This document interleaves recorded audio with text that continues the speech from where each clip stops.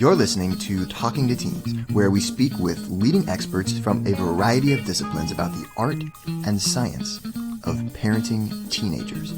I'm your host, Andy Earle.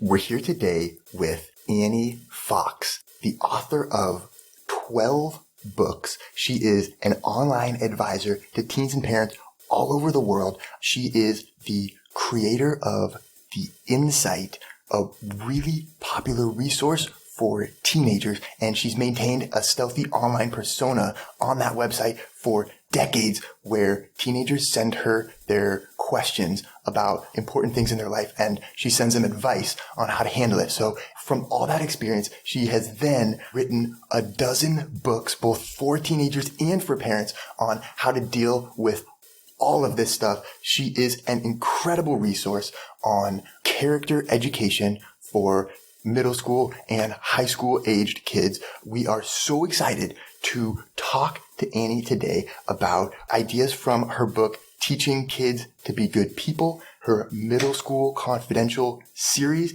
and her experience running The Insight and her online persona, Tara.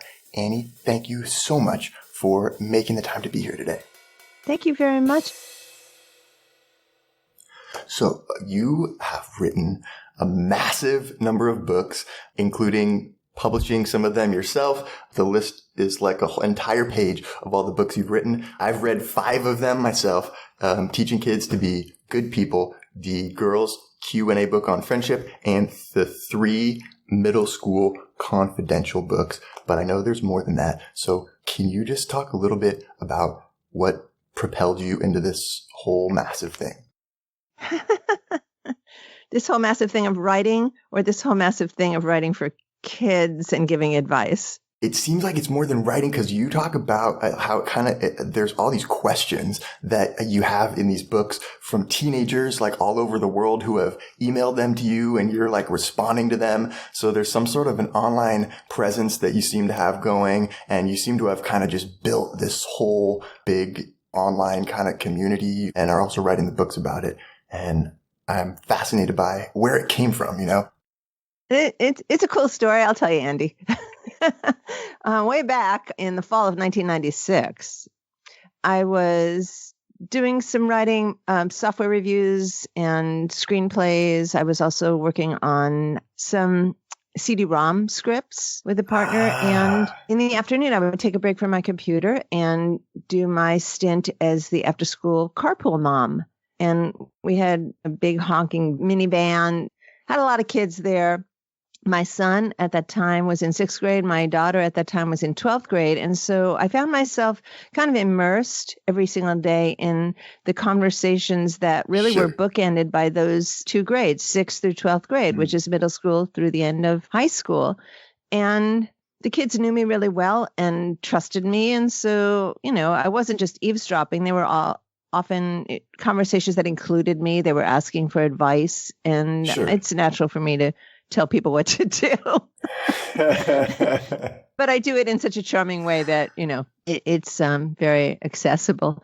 Anyway, what I found out was, much to my surprise, hey, the girls in the back of the minivan, and this is nothing nefarious, all of a sudden that fall started talking about where they were applying to colleges. Now, I knew very well that at the end of 12th grade, these students were on their way to the next chapter of their lives, but it hadn't really hit me in quite a visceral way that they were no longer focused on the day-to-day stuff of high school. They were now looking into the future. Yeah, right. That night, I literally had a dream of being in a carpool that was a virtual carpool. It was a place where I could continue to give advice and counsel to tweens and teenagers after these girls moved on.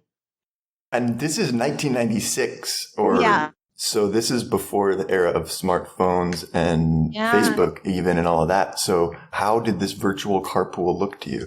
To me, it kind of looked like chat rooms, only instead of chat rooms where people would kind of, I always picture chat rooms as a room without lights where you kind of wander in and you bump into people.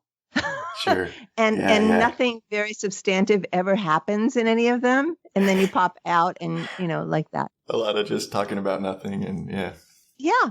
What if there was actually something to chat about? And I know what teenagers are interested in talking about. They're interested in talking about relationships, peer relationships, romantic relationships, issues with their parents and siblings, the unfair teacher or coach. And so I thought I could probably do this. This would be kind of fun. I could be the carpool mom for the world. And so as it happened, that I woke up that morning and said to my husband, "Hey, I've got this idea." As it so happened, he was working for a company called Talk City, which was an earlier iteration part of Apple's eWorld, is one of the first online community things. Yeah. And so at that point, Talk City was looking to actually create some content with meaning for specific audiences. So I pitched the idea to David, and David took it to work with him that day and came home and got a thumbs up, green light for me to develop a teen website. Wow. And so when you mentioned earlier that you had been working on CD scripts. Yeah. So you had some software kind of development experience at that point. I'm a designer. I'm not a programmer. My husband's a programmer, but we were working for, Electronic Arts and Sony and Disney, all of those. So what my writing partner and I would do is we'd hand over an interactive script that would say, on this screen, there are these objects. When the player clicks here, here's some dialogue that triggers, et cetera, et cetera.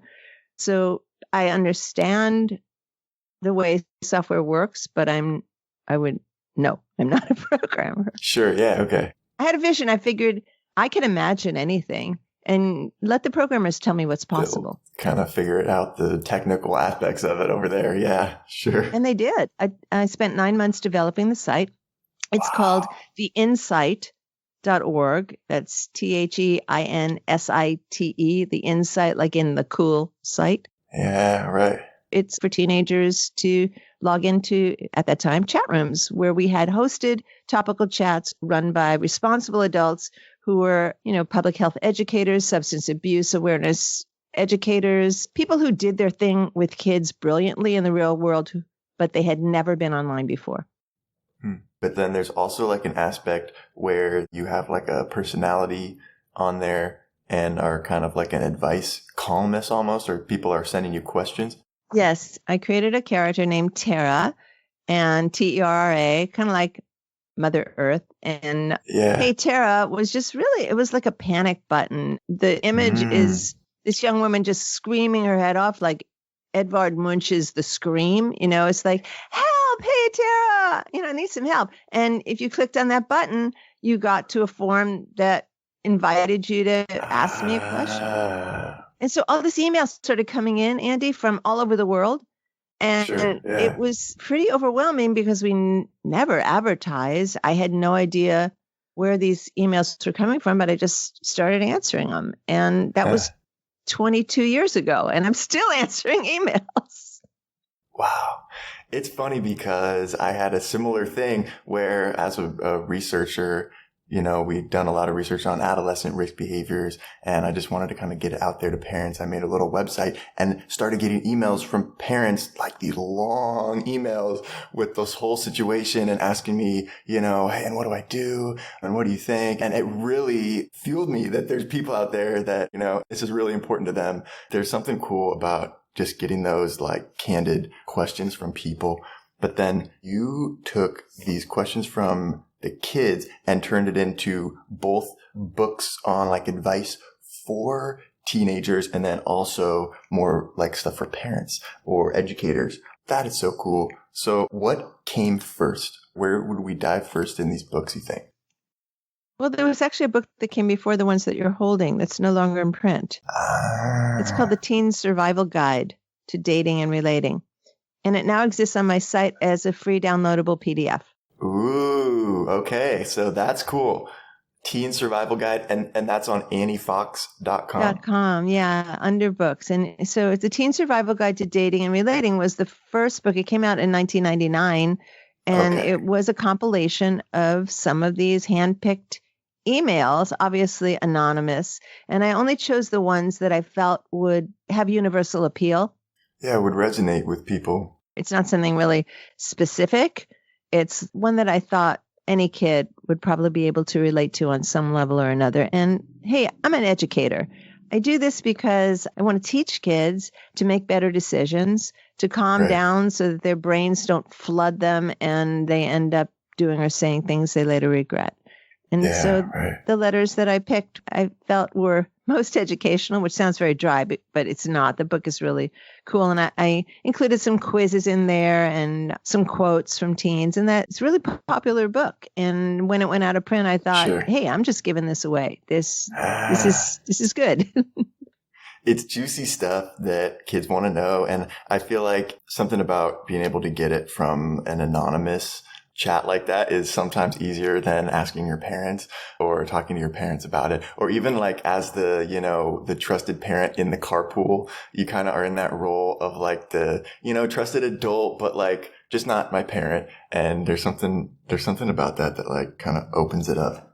Yeah, I think what blew my mind the most when these emails started pouring in is that the need, and maybe you saw this as well, that the need was so great that it superseded any fear or embarrassment of actually committing one's problem into words. Now, the internet is great that way, and these emails were anonymous.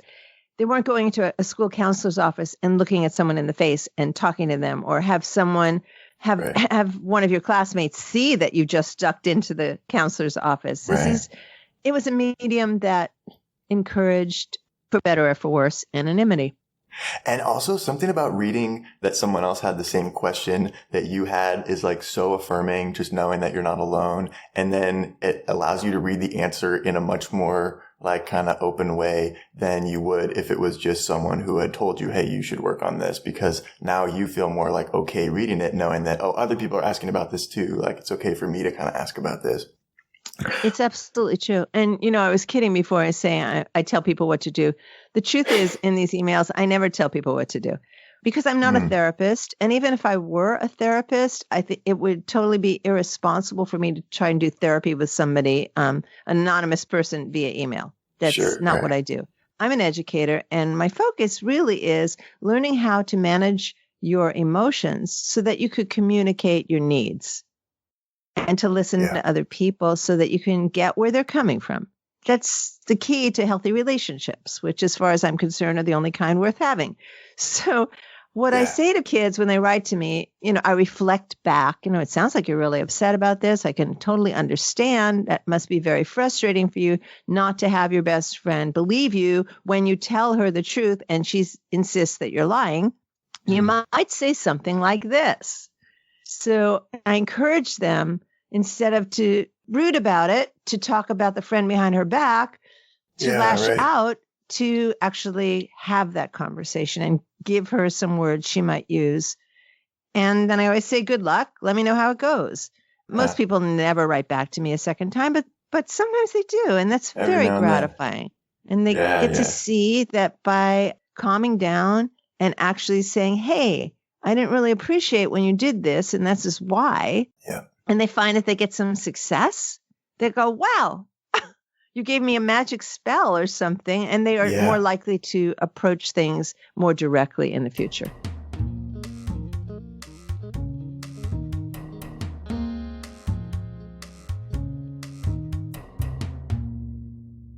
So I love this little book, the girls Q&A book on friendship that you have. It's 50 of these questions that we're talking about right now that were submitted by girls about specifically kind of dealing with like friendship related problems between them and other girls. And it was really interesting to me reading it, noticing it was like you said, you don't tell them what to do. And it's like a lot of times they are already coming to you knowing what to do. And they're just looking to you to give them permission and to kind of like pump them up a little bit. And so many of your answers seem to say, well, it kind of sounds in your question like you already know what the right answer is, right? It just really hit me like going through the book that it's like what so many of these girls need is, just someone to tell them, hey, your needs matter and you should go tell her, you should go advocate for yourself. And then, like you said, you kind of give them a little bit of strategies for how to do that. And I wonder, like, since we're talking about parents, what things there are that parents can do to teach those skills or to make themselves like someone that their daughter thinks they could talk to about those kinds of questions or that kind of thing. I love that you asked that question, because in the intro to that girl's book, there's the suggestion that you might read this with your parents. When I am out talking and those books are in the back of the room for sale after my presentation, I encourage the parents not only to buy it for their daughters, but also to read the book. Not necessarily read it over her shoulder, but read the book, because what I'm doing in my answering to each of those 50 questions is I'm modeling what I think is effective parenting. It's like after you read this, you feel like, wow, man, if my daughter asks me any questions about friendship, wow, I know exactly what to say, because I just read 50 great answers. And as you go through them all, you start to notice themes of like, oh, I see what Annie's kind of doing here. And yeah, that is really effective how she does that. There's another piece to it as well, which I think a lot of advice givers maybe miss. And it has to do with taking the antagonist's point of view. It's like, I'm having a fight with my friend. She's totally to blame. How do I get her to stop doing this? Yeah. And let's take a step back and think for just a little bit about why she might be behaving in this way. What might be going on with her? It might have nothing to do with you, but you're the brunt of it. Is there something you could do to let her know what your needs are, but also to be a good friend, which would be to give her an opportunity to talk about what's going on, that all of a sudden she's treating you like you're invisible. Yeah, they talk about, Psychology 101 class. You learn about the fundamental attribution error, that we're just so much more likely to attribute other people's bad behavior to their character, to being them, rather than to the situation, and we make dispositional rather than situational attributions. It's so helpful to just we're teaching metacognitive skills as parents and getting our teenager in the habit of thinking from the other person's perspective. Wow, well, let's just put ourselves in their shoes for a second and and making that part of their process of, of deciding how should I respond to this situation, let me take a moment and modeling that. If you as a parent kind of do that with them every time they come to you or, a situation like this comes up. I think an overall good tip for parents is to talk less and listen more. It's like those letter writers that you said, hey, it seems like these kids are coming to you and they already know what the answer is. So instead of saying, oh, my kid is sitting here asking me a question, I'm going to, jam all my parenting knowledge down their throat. It's like, oh, wait a minute. Just stop for a second and see if you could figure out what exactly they're asking, what they actually need to know, or what they might just need reinforcement for because they already know it. Don't they though, right? It's like just doing the right thing. But it's amazing how many of these quotes in this book, you get the feeling like this kid A is not going to talk to their parents about this decision, right? They're going to make this decision on their own. And then B, that they really are kind of on the border, that they are trying to decide, should I do the right thing and stand up for my friend who's getting picked on, or should I not and just kind of go along with the bullies because it is making me more popular, and they're wrestling with that. And for you to go in and, help them make the right choice there is huge. And it makes me wonder, how we can train those things if we feel like, we haven't done this yet. Cause a lot of stuff with parents, I think is, easy if you start it early from the beginning. But if you realize, hey, my teenager is 15 and I haven't really, done much of this coaching about this kind of stuff. Is it too late to get started, you think? Or how do you crack that nut open, Yeah. But here's the thing. You need to walk the walk. That seems cliche, but you may not have had these conversations in such a pointed way, but hopefully the way you've lived your life has been a great role model for your kids. And I think that you shouldn't, as a parent, think that you've kind of missed the train because you haven't had these sit down conversations. We use the phrase do the right thing, and everyone seems to know what that means, but it may mean something different to different people, which is why I wrote the book for parents teaching kids to be good people. I thought, well, I have an idea what it means to be a good person, but maybe I should actually, before I start writing this book, see if there's some kind of universal consensus of what that actually means. So I sent out about 1,200 emails to people I knew, to people who've contacted me over the years via email. I just said, when someone says, he's a really good person, what does that mean to you? It was really an open-ended kind of question. And I got some amazingly thoughtful responses that really reflect the 8 chapters that I put in that book. People talked about honesty, reliability, being responsible, being a good citizen, being empathetic and compassionate, caring about others, being generous of spirit and time. So I thought, okay, this is not just me deciding what makes a good person. This is a whole bunch of people who are pretty much in agreement, at least in these data points. If we can all agree that not all teachers are parents, but all parents on some level are teaching something. And if we can all agree that the world needs more good people, then how do we as parents go about teaching those attributes that we say would be a really fine thing to transmit? Right. Isn't that what we all want to know? Yeah. And so that's why I wrote that book.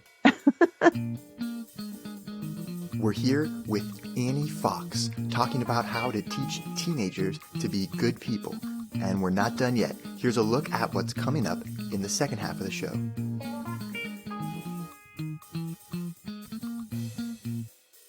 Look, we make mistakes. We misspeak. We let our emotions run wild and stuff comes out of our mouths that we wish we could take back, but it's too late. I say that when you've made a mistake, just get on it right away. If we're not learning from these missteps, then you're on a hamster wheel. You're just going around and you're not getting anywhere. And that's why you often see adults who just seem to be very limited in their ability to admit mistakes, to learn from mistakes, to empathize with other people's perspective. It's all about them in a fortress. You hear the old thing that says, we're much more alike than we are different. Well, that's absolutely true. That's why I could say to a second grader, you're angry right now that this person, quote, stole your friend. This person is new to the school. He doesn't have any other friends. Have you ever felt lonely? What do you do when you feel lonely? What do you do when you look around the playground and everyone has someone to play with and you don't? How does that make you feel? And just by asking those questions, you are encouraging empathy skill building. Yeah. It becomes almost overwhelming for a lot of teenagers to even entertain the thought, I have to have a conversation with this person face to face. Let me just text them. We're done. It's over. If you're not sure that you're doing a good enough job giving your child what you needed or what they might need, you're just not sure, then why don't you ask them? Why don't you just have a conversation that says, I want to be a better parent? Want to hear the full interview? Sign up for a subscription today. You get unlimited access to all the interviews I've conducted. It's completely affordable, and your subscription helps support the work we do here at Talking to Teens. Thanks for listening. I'll see you next time.